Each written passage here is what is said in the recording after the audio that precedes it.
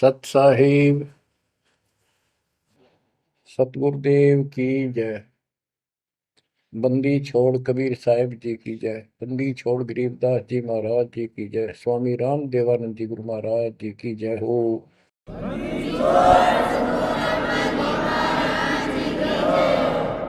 सर्व संतों की जय, सर्व भक्तों की जय, धर्मी पुरुषों की जय।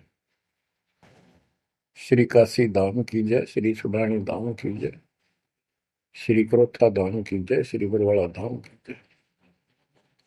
सत साहिब गरीब नमो नमो सत पुरुष को नमस्कार गुरु के नहीं। सुर नर मुनिजन साधुआ संतों सर्वस नहीं। सतगुरु साहेब संत सब दंडो तुम प्रणाम।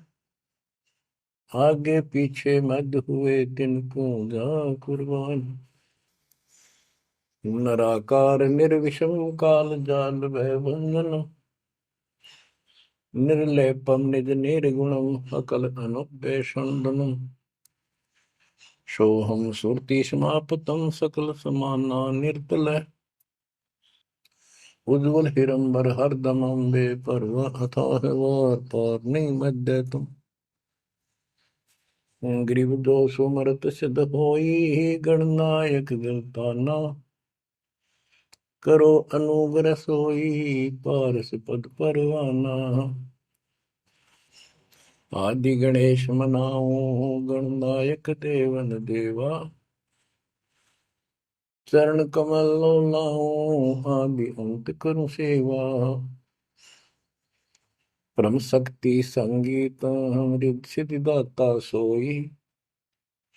अविगत गुण अतीतम सत्य पुरुष निर्मोही। जगदम्बा जगदीशन मंगल रूप मुरारी। तन मन अर्पो शीसम भक्ति मुक्ति भंडारी। सुर नर मुनि जन ध्यामय ब्रह्मा विष्णु महेशा। शेष सहस मुख गावै पूज्य आदि गणेशा। इंद्र कुबेर सरीखा वरुण धर्म राय जावै। समर्थ जीवन जी का मन इच्छा पल पावै। 33 कोटि अदारा जावै सहस 88। उतरै बहुजल पारा कट है यम की फांसी। कबीर सतगुरु के उपदेश का सुनिया एक विचार। जय सतगुरु मिलते नहीं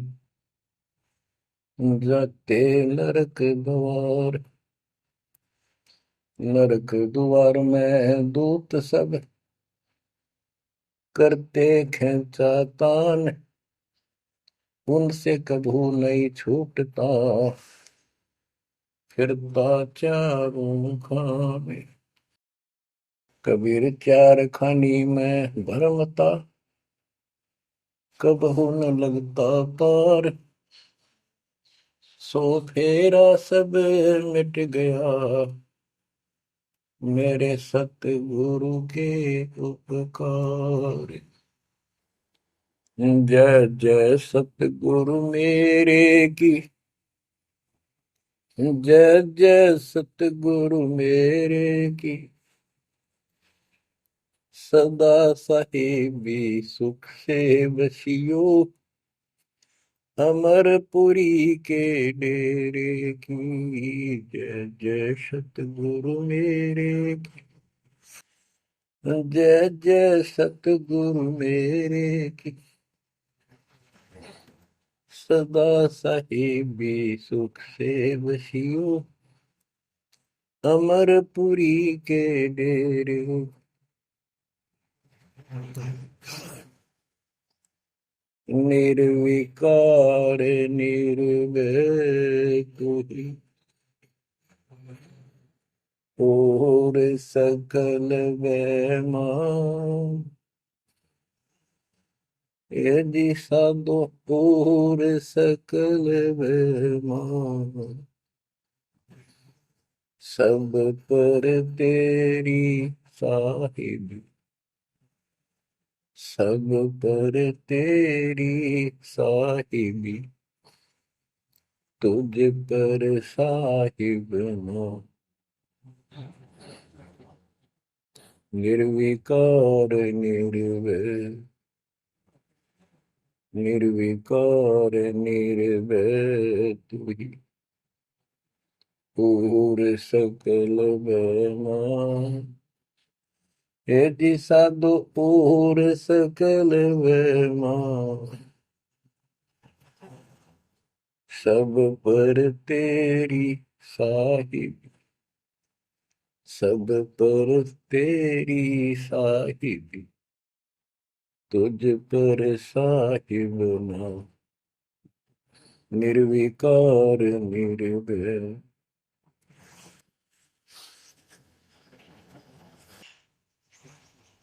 परम पिता परमात्मा कबीर जी की प्यारी आत्माओं,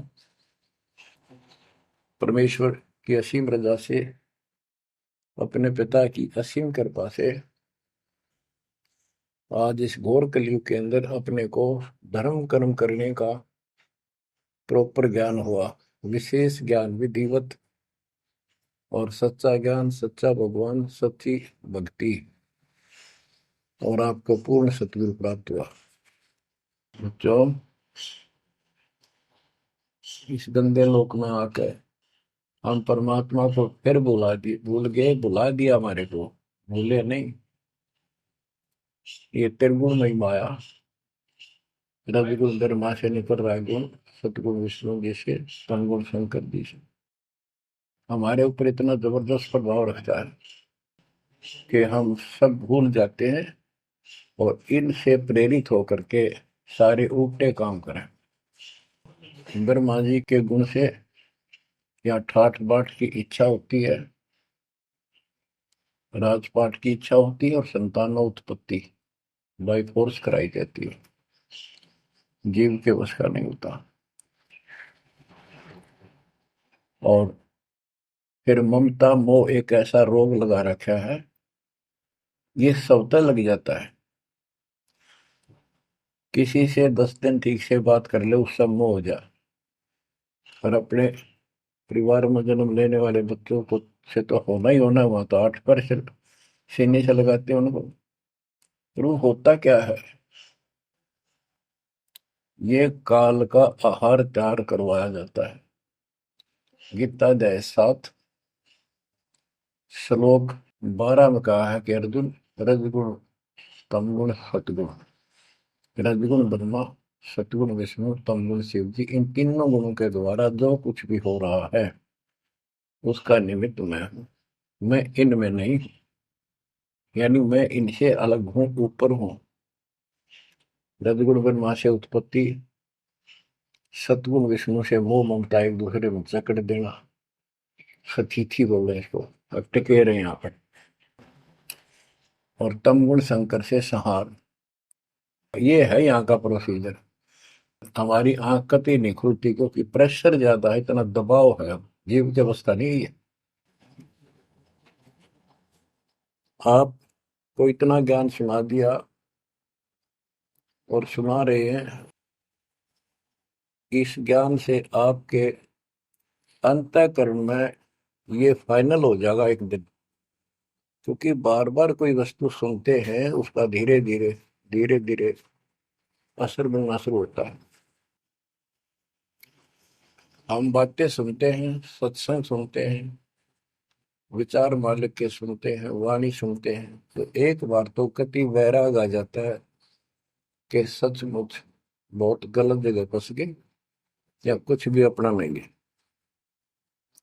और उसके थोड़ी सी देर के बाद, क्योंकि हमें और काम भी करने होते हैं, ये व्यवस्था यहाँ की ऐसी है, तो फिर शाम तक कति भूल पड़ जाती है, बस मंत्र कभी कभी याद आ जाते हैं करने हैं, सुबह दोपहर शाम की वो नियमित सतुति भी याद रह जाती है।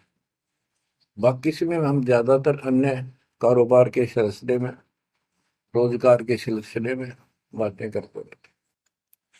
वह फिर से थोड़ी सी भूल पड़ जाती है, फिर जब सत्संग सुनते हो फिर जागृति आती है। ये ऐसे चलेगा, चलने दो। जैसे आपको बताता हूँ, बार बार दास बताता है कि आप बच्चे स्कूल में जाते हैं, अध्यापक आता है, अपना उसका पीरियड लेता है, सबको सावधान करता है, ध्यान से सुनो, लाइन में बैठ जाओ। तो हम बहुत सतर्क होके उनकी एक एक बातों को सुनते हैं, नोट करते हैं, लिखते हैं, फिर याद करते हैं।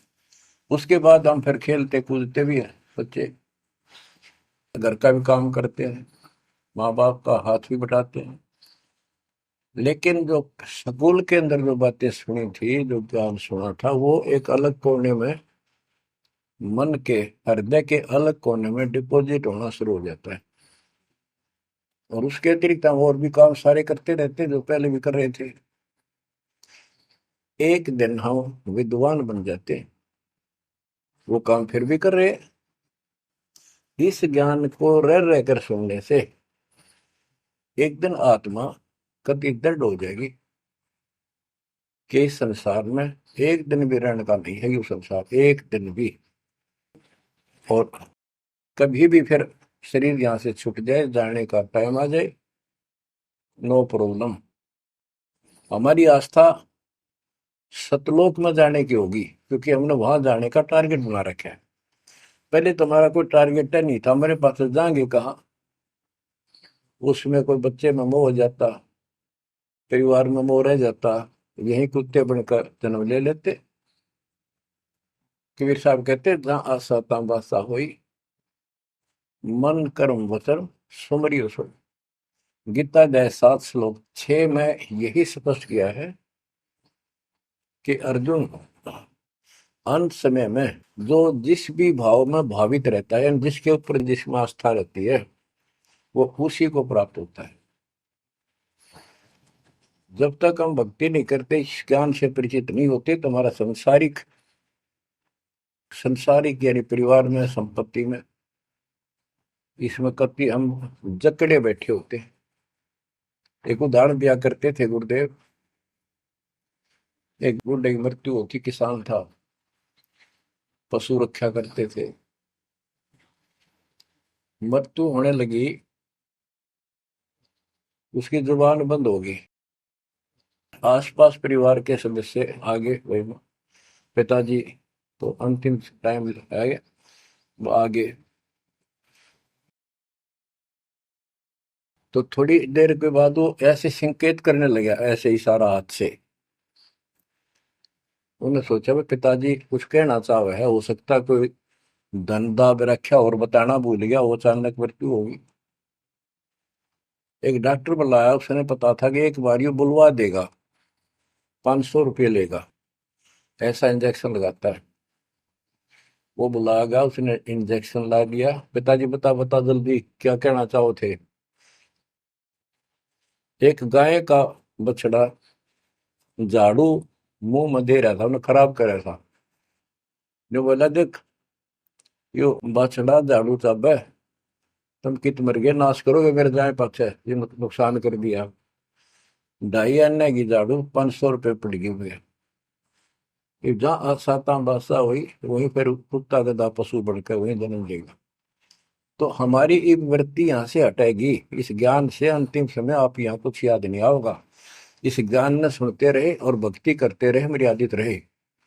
ज्ञान के साथ साथ यह भक्ति आपको सहारा देगी अंतिम समय में, मन को उधर धकाने के लिए। वैसे नहीं धकता है, बहुत ताकतवर है, ब्रह्मा विष्णु महेश मन का आधार मान रहे।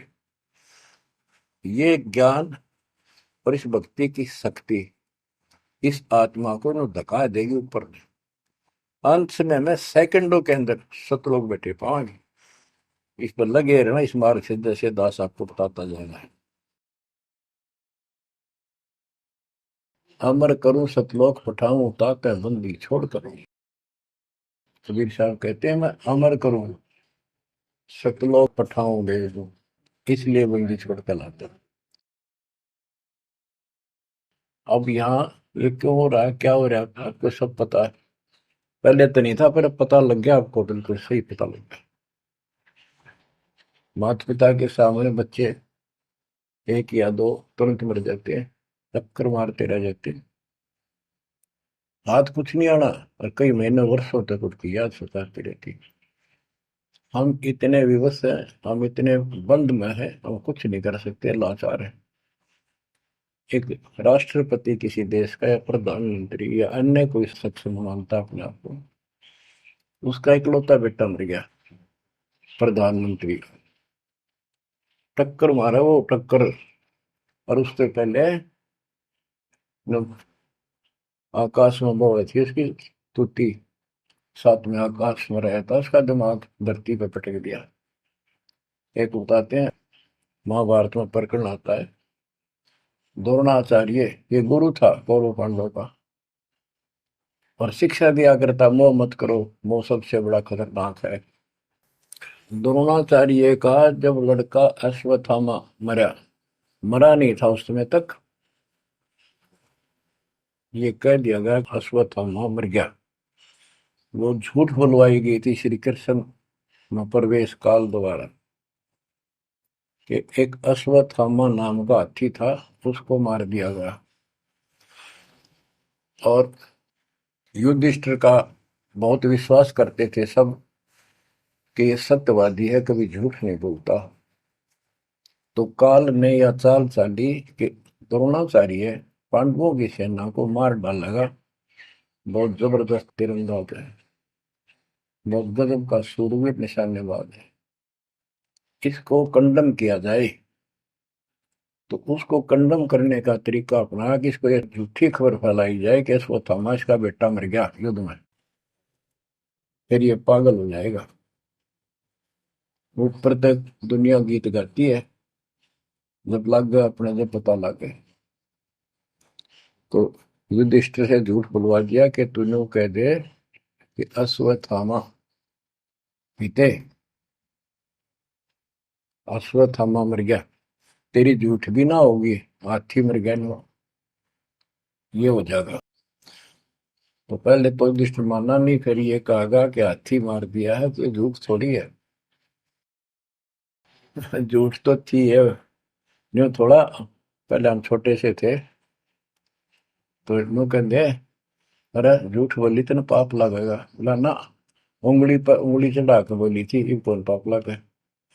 यानी ये अपने फार्मूले हैं, पाप तो लगेगा। तो सब ने कहा कि आपका बेटा अश्वत्थामा मर गया, द्रोणाचार्य। तो बोला नहीं, मेरा बेटा नहीं मर सकता, नहीं मर सकता, उसको मारने की हिम्मत किसी में नहीं है।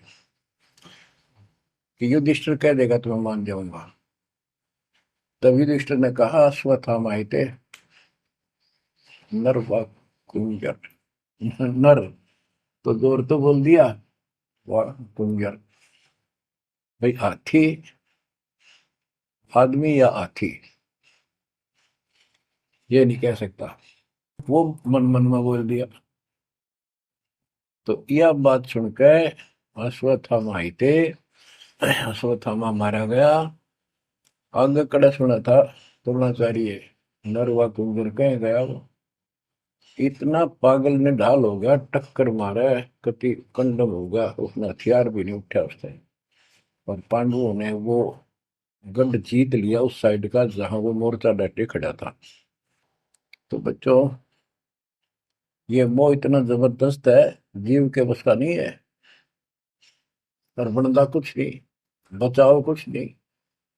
तो इसका बचाओ अब है तो ज्ञान हो।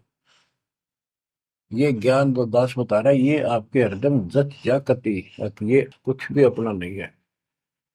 100 की 100 साची है, पर मन मानने तैयार नहीं, आत्मा को दबाए रखा है। ये सब काल आहार हमसे पैदा कराया जाता, जैसे कसाई बकरे पालता है।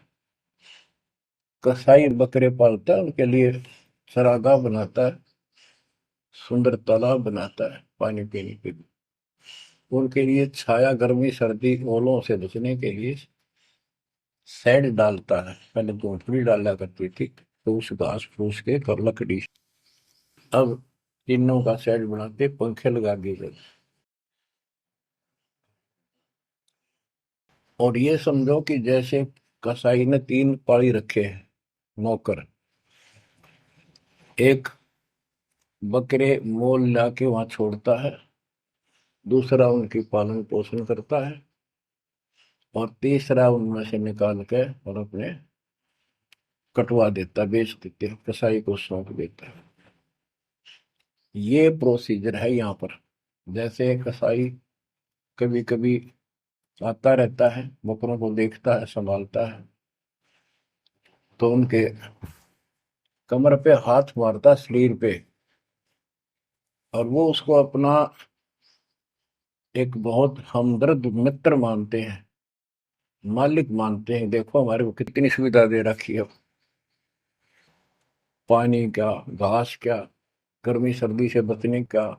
वो देखता तो हाथ मार के ऐसे है कि ये कितनी कीमत का हो गया, कितना मांस है इसमें। और वो समझते हैं ये प्यार करे हमारे से, कसाई लाड करता है, वो भी उसको प्रतिफल में जीभ से चाटते हैं उसका हाथ, प्यार करते हैं। और कई कई तो उसके ऊपर पैर फैला कर उसको प्यार देना चाहते, सीने से लगाना चाहते हैं बकरे। ऐसा पशु भी प्यार देते हैं, उसको अपना मान। वो देख रहा है इसमें मांस कितना है, और नौकरों को बता देता है इन इनको निकाल लो। उसका कोई रहम नहीं है, कितना लाड करो, कितने उसके गुण गा। उसने उद्देश्य यही है, उसका मतलब यही था, उनको पालने का। कबीर साहब कहते खाई खुराक का पैन पोशाक का यम का बकरा पलता है। या बढ़िया बढ़िया माल खा के और सुंदर सुंदर कपड़े, ड्रेस, अटपट फैंसी के कपड़े, ये पहनेंगे वो पहनेंगे। कहते खाई खुराक का पैन पोशाक का यम का बकरा पड़ता है। काल के बकरे पड़न लग रहे हो तुम। इन बातों को बच्चों अच्छी तरह हृदय में बैठा लो, एक कोने में। संसार में रहेंगे, रहना पड़ेगा, लेकिन परमात्मा की शरण में रहेंगे, मर्यादित रहेंगे। काल का कोई अटैक आप पर नहीं होगा, ना आपके परिवार पर होगा, ना किसी धन संपत्ति व्यवसाय पर होगा। ये सत्कर मान लेना। हम मर्यादा को हल्के में ले लेते हैं, और ये हमारे विनाश का कारण होता है। गलती हम करते हैं, कोई काल का ऐसा अटैक आने का समय हो गया और वो नुकसान हो गया, तो भक्ति और छोड़ देते हैं, हो गया सर्वनाश। भक्ति छोड़ दी, भगवान की शरण छोड़ दी, फिर और कहाँ ठिकाना रह गया। कटी पतंग हो गई। कटी पतंग का कोई अस्तित्व नहीं रहता, कुछ देर उड़ जरूर सकती है, अंत में पता नहीं कि कर का पेड़, बबूल के पेड़ में उड़ कर फड़फड़ कर कपाटती है। ऐसे फंसे रह जाओगे तुम इस काल के जाल में, कांटेदार झाड़ियों में, इस गंदे लोग। तो बच्चों इस बात का सख्त ध्यान रखो, यदि आपने यहाँ से निकलना है, मर्यादा ना टूटे। और मर्यादा ये पता नहीं कितने प्रकार से टूट जाती है। जैसे हमने किसी को सेवा दे दी, भाई क्या सेवा कर लो, शुक्रिया दाता का, मजदूरी मिली, खुशी हुई, फिर कह दिया ये त्याग दे, छोड़ दी, दूसरे को दे दी। बता फिर दुख क्यों मानना। फिर दुख मानते, मैं ये समझा, इतना ज्ञान होकर भी तुम ऐसी बातें करते हो, तो शुक्र मनाओ और 100 बार हाथ जोड़ के, भाई बहुत अच्छा, गुरुदेव का आदेश है कि भाई सेवा कर लेगा, मुझे भी और सेवा दे दियो कोई, मेरी नीयत से सेवा करने की। अन्ना मिला तो अपना सबर करे, भक्ति करे, सत्संग में जाओ। 100 सेवा है आश्रम में करने वाले को, बहुत सी सेवा होती है। तो एक बात का बंद कर नहीं बैठना चाहिए। ये प्रार्थना आती है, मेरे को कोऑर्डिनेटर की सेवा फेर दियो, ये भी कमजोरी है। जैसे एक डॉक्टर के पास बूढ़ा आदमी गया, कमजोर सा, जबरदस्ता में अस्थि पिंजर बने जा शरीर का, जाके बता डॉक्टर जी मैं खड़ा होता हूँ तो चक्कर आते हैं, क्या करूँ। डॉक्टर बोला कमजोरी है, वीकनेस ऑफ बॉडी। बोला पिंडी दुख है, पिंडी, पैरों की। डॉक्टर बोला कमजोरी है। फिर वो व्रत बोला जी, मेरे सारा शरीर में भड़कुआ रहती है, यानी सारे शरीर में दर्द सा बना रहता है, चबक चबक नाड़ी करती है। डॉक्टर बोला कमजोरी है। वो वृद्ध गुस्सा होकर बोला डॉक्टर ने, तो डॉक्टर है गम चक्कर है, एक का बात जाना है कि कमजोरी है, कमजोरी है, और भी तुम्हें पता होगा। डॉक्टर बोला ये भी कमजोरी है, this is also due to weakness. ये क्रोध भी कमजोर आदमी ने घनाया कर, यह भी कमजोरी है। तो बच्चों यह सारी ये कमजोरी है जो मर्यादा से नारी हटकर करोगे, चाहे कुछ भी कर लियो। मर्यादा को हल्के में ना लो। जैसे हमने इतने सारे नियम बना दिए, भक्ति करनी है तो इनका पालन करना पड़ेगा, नहीं तो फिर गधे बनकर कुमार के नियम में चलना पड़ेगा। एक कदम भी अपनी मर्जी से नहीं जा सकते, बैल बनकर नाथ डल जाएगी, खच्चर बनकर बग्गी में दौड़े जाओगे, रेड़ी में, फिर चलेगी क्या आपकी मर्जी। असंग जन्म तन मृत्या हो गए, जीवित क्यों नाम रह रे, दवा दस दर मद मैल मठ बोरे, बोर ना दे धरे रे। तो बच्चों जीवित मर लो, इन बातों को छाती में धर लो, हृदय में बैठा लो, कति मस्तिष्क में। ये संसार आपका नहीं है, ये परिवार आपका नहीं, ये संपत्ति या कार कोठी तेरी नहीं, गरीब काया तेरी है नहीं, ये माया कहां से हो। चरण कमल में ध्यान रख, इन दोनों को खो, इनको भूल जा, अपने गुरु जी के चरणों में ध्यान रख, उनके बताए दिशा निर्देश के आदेश से आधार से अपना जीवन निर्वाह कर। बच्चों आंख खोल लो, बार बार ये बातें बताई जाती हैं। जब ऊक चुक हो जाएगी फिर तो रोना शेष रहेगा, नथिंग एल्स। इस मार्ग में अहंकार इंसान को मारता है। किस चीज में अहंकार करो, माया होगी तो अहंकार होगा, कोई पोस्ट पद ठीक सी होगी तो अहंकार होगा, शरीर स्वस्थ है, थोड़ी सी जान, अहंकार हो गया, एक परिवार में पांच चार लाठी ठाणिये हो गए तो अहंकार हो गया, और अपने बॉडी की ताकत का अहंकार। और भी सैकड़ों कारण है जो इंसान के मन में दोष पैदा हो जाता है। तो ये इंसान का सबसे बड़ा खतरनाक शत्रु है।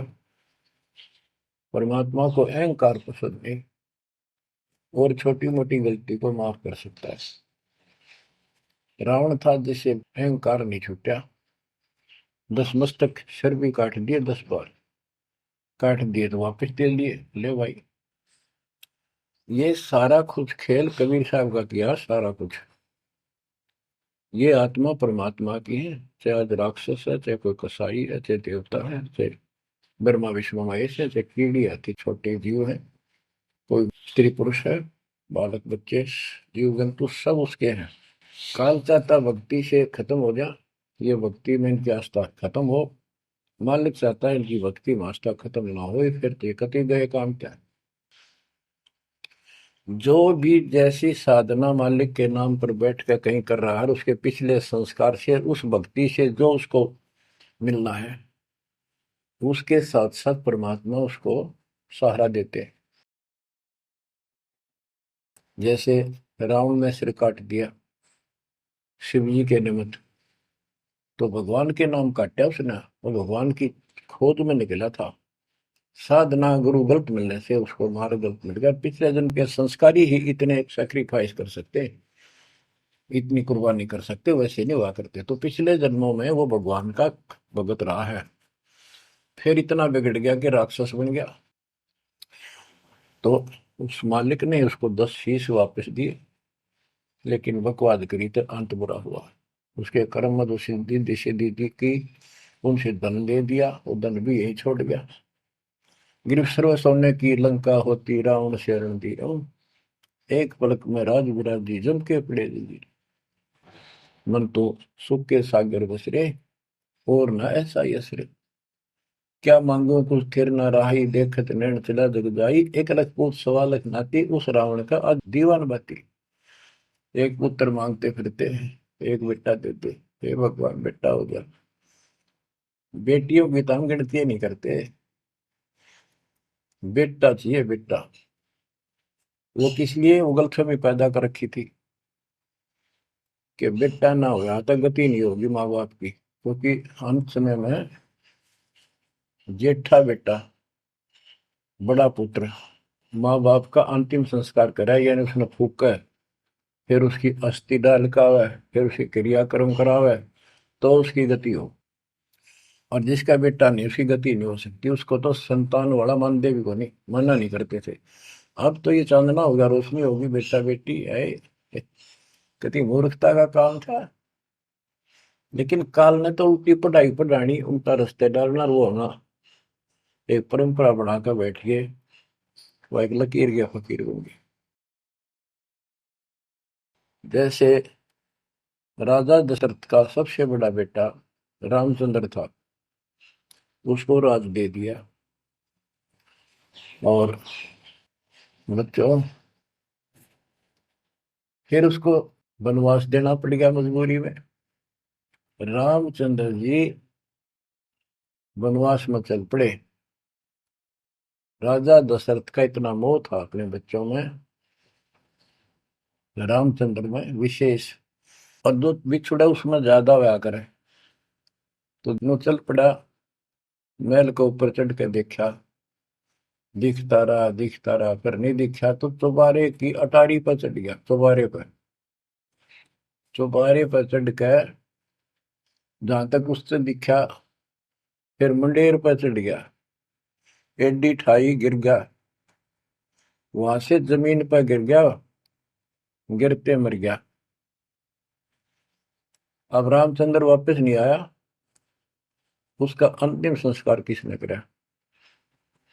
वो पूछने वाला वे मंदबुद्धियों ने, जो दुनिया को भ्रमित क्या करते थे, किसी की अकल वहां नहीं गई, वहां तक जेठा बेटा था ही नहीं, फिर उसके अंतिम संस्कार किसने करे? दूसरा न करे होंगे। तो ये बात कहने की है, तो इसका मतलब उसकी गति हुई नहीं, बेटा होते हुए भी अंतिम संस्कार नहीं कर सका। तो इन बातों ने छोड़कर सतगुरु कबीर साहब द्वारा जो ज्ञान दिया है, इस पे दृढ़ हो जाओ। देखो, हमारी सारी बात उल्टी है। भक्ति मार्ग में बेटा है, बेटी है, अच्छी बात है, परमात्मा के चरणों में लग गए दोनों, तो हम तो बरी से हो गए, क्यों? भगवान आप पर खड़ा हो गया। और बेटा भक्ति नहीं करता, बेटी करती है, तो एक कौडी का नहीं हो बेटा, किसी काम का। कबीर साहब कहते हैं, राम रटत कन्या बलि, साकर बलाना पूत, छेरी के गलगल थना, छेरी के गलगल थना, जिसमें दूध न बूत। बकरी के गल में एक खाल लटका रहा, थन के साथ व्रत की खाल, कहते वो बेटा था गल का, ऐसे वजन है सिर पर, बेमतलब का व्रत का दिखावा दिखावा है। और वह बेटी अच्छी, राम रटत कन्या बली, सकट बलाना पूत। तो बच्चों, ये दातम मार्ग है, इसमें सारी बातें पहले से विपरीत हैं। देखो, बेटा ना होगा, बेटी बेटी होगी, तो यहाँ सृष्टि नहीं चलेगी, और बेटी बेटी होगी, बेटा नहीं हुआ, तो भी दिक्कत संसार की सृष्टि में आ सकती है। बाकी भगत का कोई फर्क नहीं पड़ेगा। इन बातों को जो दास कहता है, इनको एक सामान्य बातें ना समझना, निष्कर्ष है इस जीवन का। जिसका बेटी नहीं है, तो उसको ये तड़प रह जाती है बेटा होता, या भूल के भी ना करना। इन बेटे वाले ने देख लो कितने सुखी, टाइम पर रोटी नहीं, चाह नहीं भी तरसे बैठे बैठे। वो सोचे बड़ा दे देगा, छोटा सोचे बड़ा आप दे देगा, बड़ा सोचे छोटा कह देगा। बड़े बेटे आंखें में आंसू बुढ़ा में। और बेटी आखिरी सांस तक प्यार देती है अपने माँ बाप को। एक आदि ने कमी बात कह नहीं सकते, वो किस्से के बिना होती हो तो आत्माएं नष्ट होती है। आखिरी सांस तक यहाँ भी हमने देखा, जैसे लड़की रोटी खा रही है और लड़का वैसे बैठा था। माँ ने कहा बेटा वो सामान ला उठा कर, मैं रोटी तैयार बनाऊं भोजन। बेटा बेटा ना लाऊं, यूं कौन खोया लावे। बेटी तो कया भी कोई ना, रोटी खाती खाती छोड़ गए। आण की थी एक 10 साल का की होगी, लड़का 12-13 साल का। उठ कर रोटी छोड़ के हाथ धोकर और सामान लाकर माँ को दे दिया। लेकिन फिर भी बेटे में मोह ज्यादा और बेटी में नहीं। इसका कारण यह था कि हमने बेटी को बाहर बना लिया इस गलत रीति रिवाज। बेटी तो 15-16-20 साल की मेहमान होती है आपकी। ये तो परमात्मा की बेटी 2 गुना का सुधार करती है। आगे जाके घर बसावे, उस परिवार को भी सुधारे और माँ बाप के अंदर मोह न्यारा रहे। तो भाव ये है कहने का, अगर बेटा नहीं है ना और भगत है, उसके सब भगवान धरती पर नहीं। प्रथम तो वो है जिसका कति संतान नहीं, वो भगवान। दूसरा वो है जिसका बेटा ना हो, बेटियां की करके शादी वृद्धावस्था में अपना लेकर मारा जाता है। और बेटी वहां बैठी भी माँ बाप की चिंता करेंगी और कोई ना कोई सुविधा उनको देती रहेगी। और बेटा छाती पर रह के भी खून फूक के जाएंगे, कति साफ दिखाई दे है। इसमें कोई मानो तो ना मानो, लेकिन बेटे भी हैं, ठीक है। और उनमें वो भी भक्ति करो, आप भी करो, कुछ दिन में उनको समझ आ जाएगी। पुत्र वधु भी भगवान से डरने वाली हो जाएंगी, माँ बाप का ध्यान रखें। वैसे कोई विकल्प नहीं इसका, लेकिन इस दुख को हम अच्छा मानते हैं पुत्र ना होने से। हम तो काल ने गधे बना रखे हैं। जितना कष्ट हमें रहे और वजन लग जा रहा है तो हम सीधे चला, और कम हो जाता मानने को नहीं। हमारा तो जैसे एक माई का पुत्र मर गया 15-16 साल का, और भगत थी, टक्कर मारी, रोना पड़े है कि बस की बात है, पाला पोसा ले जाता का। फिर उसने थोड़ा सब्र हुआ जैसे। उस दूसरे जो एक और बिना भगत थे उनके पड़ोस में, जो उनके लड़के की शादी होगी,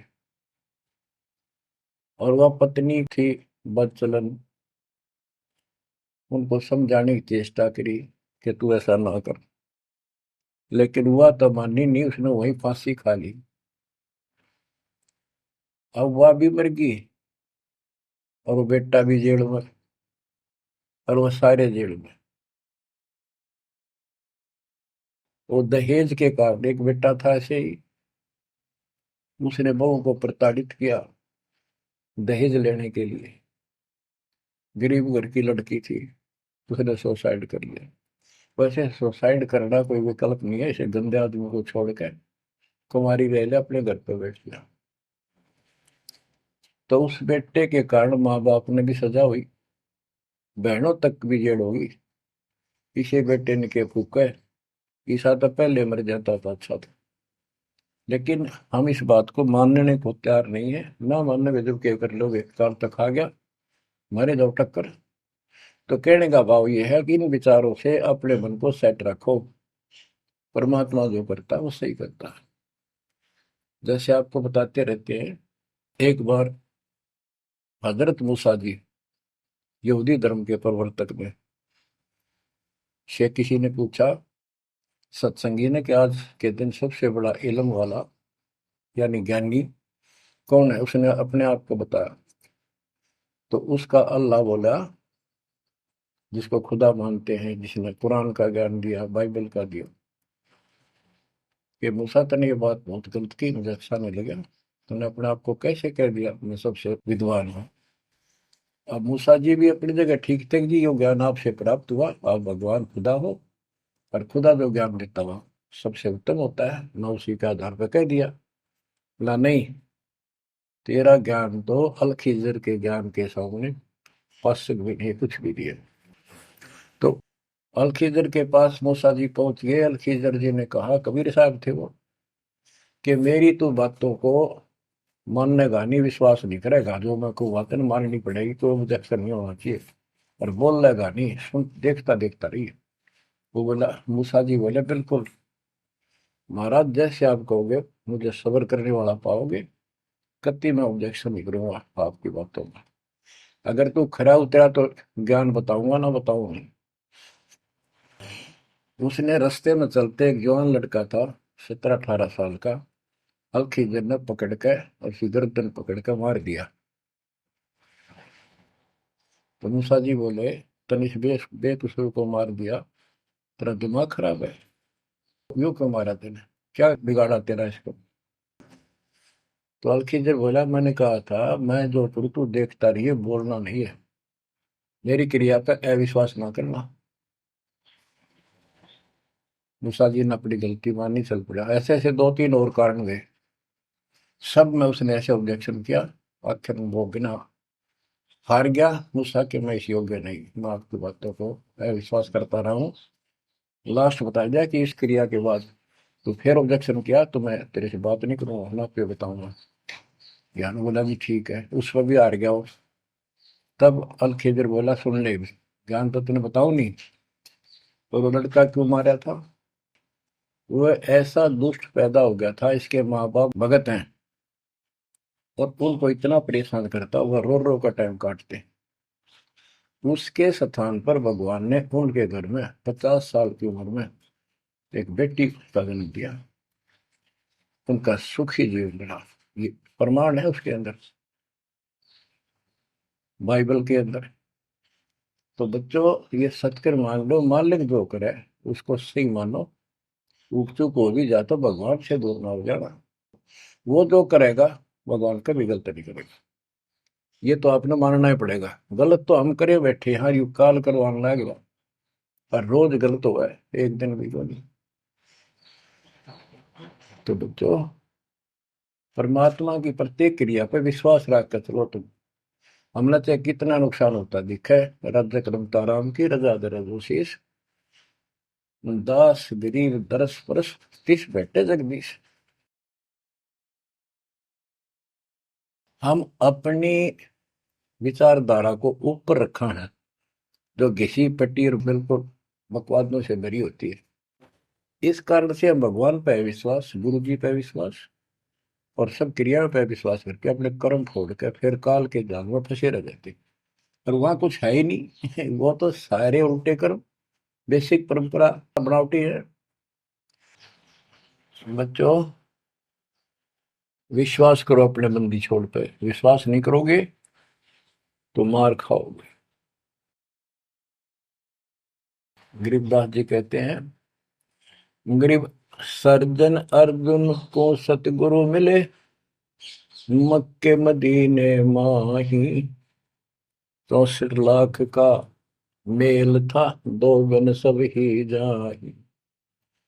गरीब चंडाली के चौक में सतगुरु बैठे आए, 64 लाख गारत गए, दो रहे सतगुरु पाए। गरीब सरजुन अर्जुन ठाहरे, सतगुरु की प्रतीत, सतगुरु यहाँ ना बैठिए, यो द्वारा है नीच। गरीब ऊंच नीच में हम रहे, हांड चाम की दे, सरगुन अर्जुन समझियो, रखियो शब्द सने। बच्चों, सरजुन और अर्जुन नाम के दो मुसलमान थे। इनके नाम तो मुसलमान पद्धति पर थे। परमात्मा मक्का मदीने में गए तो वहां बहुत से चमत्कार किए। इन दोनों आत्माओं को समझ में आई ये बात। फिर ये सारी संगत में वहां मुसलमान थे, 2 वक्त मुसलमान रहे। इन्होंने कहा, वैसे तो काफी थे मुसलमान भी, पर ये विशेष दंड थे, सब नियमों का पालन करने वाले थे। तो इनका नाम बदल के सरजुन और अर्जुन रख दिया। परमेश्वर कबीर जी ने संगत की परीक्षा लेने के लिए एक लीला की। कि ये विश्वास करते हैं या नहीं करते हैं। क्योंकि भक्तों में गुरुदेव के आदेश का भी पालन कम होने लगा था। जैसे एक लड़की थी, उसको ज्ञान हुआ वो गलत काम करती थी, वैसा थी, अपना जीवन सुधारने के लिए मालिक से ज्ञान सुना, सत्संग में आने लगी, तो संगत वाले उसको धिक्कारने लगे। गुरु जी से बताया, गुरु जी ने सत्संग के माध्यम से कहा, भाई आपने इस चीज से कोई लेना देना नहीं, कोई सत्संग सुनेगा नहीं तो आत्मा कैसे साफ होगी, कपड़े को पानी साबुन लगेगा नहीं, उसका मैल कैसे उतरेगा। फिर भी वो जैसे तैसे अटपट करते रहते हैं। एक दिन मालिक ने परीक्षा ली, एक लड़की उस वैश्या को हाथी पर बैठाया, हाथी किराए पर लिया, हाथ में गंगा जल, सफेद पानी बोतल में भर लिया जैसे शराब हो, लड़की के कंधे पर हाथ रख लिया, सारी काशी में घुमा दिया, साथ में रविदास जी थे। तो जितने भी सबको पता चलता है, लोग देखते गए, शिष्यों को बुला बुला के लाओ, देख हम तो क्या करते, वहां पर वैश्या तक जाती है, दुल्हा कैरेक्टरलेस है। पहले तो हम भगवान क्या करते उसको, इतने सुख दे दिए, जिसमें जान निकली पड़ी थी, टोटा दुखी कर रहा था, शरीर में कष्ट थे, कहीं सुबह का रोटी भी नहीं थी, और इतने ठाठ कर दिए गुणे दिनों में। जब तो भगवान थे, आज वो शैतान लगे। ये हमारी कमजोर बुद्धि, जीव बुद्धि की सोच थी। सब परमात्मा को छोड़कर दूसरी साधना करने लग गए। गरीबदास जी कहते, बड़ुआ बड़ुआ सब कहे कोई ना जाने खोज। क्यों ऐसे किया था उस बालक ने, इसको कोई नहीं समझ सका। दास गरीब कबीर कर्म, बट सर का बोझ, कि वो इतने शिष्य बना लिए थे, उसका भार गुरु पे होता है उनको पार करने का। और वो सारे निकम्मे हो गए थे, अविश्वास कर रहे थे, मर्यादा का पालन नहीं करते थे, तो एक का झटके में सारे आप पड़ गए, वो भार सारा उतर गया। तो उस समय अर्जुन सर्जुन बाहर गए हुए थे, उनका ड्यूटी लगाई थी, तू जाया करो इन मुसलमानों के मेला में, वहां समझाओ लोगों को। तो मक्का मदीना से ये आए। उस समय सारी लीला हो चुकी थी, और कबीर साहब उनकी परीक्षा के लिए उस दिन भी उस लड़की के घर जा बैठे, वैश्या के आंगन में। अर्जुन सर्जुन को बताया कि गुरु जी तब भाई कति गिर गए, जुल्म कर दिया सरेआम, वैश्या के साथ हाथी में घूम रहे थे, शराब पी रहे थे। अर्जुन सर्जुन को विश्वास नहीं हो रहा था कि ऐसी क्या बात कर रहे हो, ऐसी बात कहने से ही पाप लगता है गुरु जी के प्रति, तुम ये बोल क्या रहे हो। तो एक बोला, मैं अभी देख कर आया हूँ, आज भी वहीं बैठे ना, एक ही ना, तो जा देख ले, देख लो जाके। वो दोनों वहां गए, परमात्मा बैठे थे, लड़की पैर दुबारी, गुरु जी बैठे चारपाई पे, बेटी बैठी नीचे। तो गुरु जी को शिक्षा देते हैं, गिरफ्त अर्जुन अर्जुन ठहरे, सतगुरु के प्रतीक। यानी उनने कुछ दृढ़ता दिखाई थी, फिर जाके देखा तो वहां सतगुरु से बोले, सतगुरु आना बैठिए, यो द्वारा है नीच। हे सतगुरु, आप यहाँ ना बैठो, ये तो एक नीच औरत का घर है। परमात्मा बोले, गरीब ऊंच नीच में हम रहे, ये हाड चाम की दे, तुम्हारी हाड चाम की दे है, इसकी वही। अर्जुन अर्जुन समझियो, रखियो शब्द स्नेह। तुम समझ जाओ, अपनी भक्ति कर लो, जो नाम दिया, इन बातों में कुछ नहीं दे रहा। तुम गुरु को शिक्षा देते हो तो मेरे गुरु हो गए। ऊंच नीच में हम रहे, ये हाड चाम की दे, सरजुन अर्जुन समझियो, रखियो शब्द स्नेह। तो उनकी आंखें जब खुल गई, पैर पकड़ लिए, माफ करो गुरुदेव, मेरे नीच आत्मा है, हमसे बड़ी भूल होगी, क्योंकि वो चाहती उनको भक्ति। फिर परमात्मा ने कहा, बेटा कितनी बात बना लो एकदम, मेरे प्रति वो भाव थारा हो नहीं सकता, तुम्हारे मन में मैल आ चुका है, और ईब मेरे इस शरीर से, गुरु रूप से तुम पार नहीं हो सकते। फिर रोए बुरी तरह जी, फिर उद्धार कैसे होगा? फिर बता कि दिल्ली से 10 मील दूर पश्चिम की ओर किसी गांव में हम फिर आएंगे, हमारा एक भक्त आएगा, उसको दीक्षा देंगे, दीक्षा उससे लेकर तुम कल्याण को प्राप्त होगे। तो वो कहते हैं वहां से चल के वृद्ध अवस्था में हमायूं गांव है खरकोदे के पास, वहां आकर उनके कति वृद्ध हो गए, मालिक की कृपा से वो 200 साल जिए ऊपर से। और फिर गरीबदास जी को परमात्मा मिले 10 साल की उम्र में, उनको दीक्षा का आदेश दिया। तब उसने उन्होंने वहां से दीक्षा लेकर वहीं शरीर छोड़ दिया, छुड़ानी में। उनकी अभी तक हमारे सामने बताओ थे, हम जाने लगे थे कि अब 2-3 साल पहले, 10 साल पहले, या भोरी वाले महाराज आया करते गरीबदास जी, उन्होंने वो मंडी फुड़वा दी। उनके दोनों की यादगार बनी हुई थी, इसलिए फुड़वा दी कि लोग इन पूजन लाग जाए गरीबदास जी को छोड़ के। तो कहने का भाव यह है बच्चों, आंख खोल लो, इन बातों को चिंतरा, गुरु के प्रति कभी अविश्वास नहीं होना चाहिए, और परमात्मा की प्रत्येक क्रिया को शिरोधार्य होना चाहिए। आंख खोल लो, परमात्मा बार बार यह मौका नहीं देगा आपको। समझा है तो सिर दर पाऊं, बोर नहीं रे ऐसा था। ये संसार समझदा नहीं, कहंदा शाम दोपहरे में, गरीब दास ये वक्त जात है, रोओगे इस पैरे। भक्ति नहीं करते वो न्यू रोएंगे, गलत साधना कर रहे वो रोएंगे। ये सच्ची भक्ति करके मर्यादित ना रहे तो तुम रोओगे।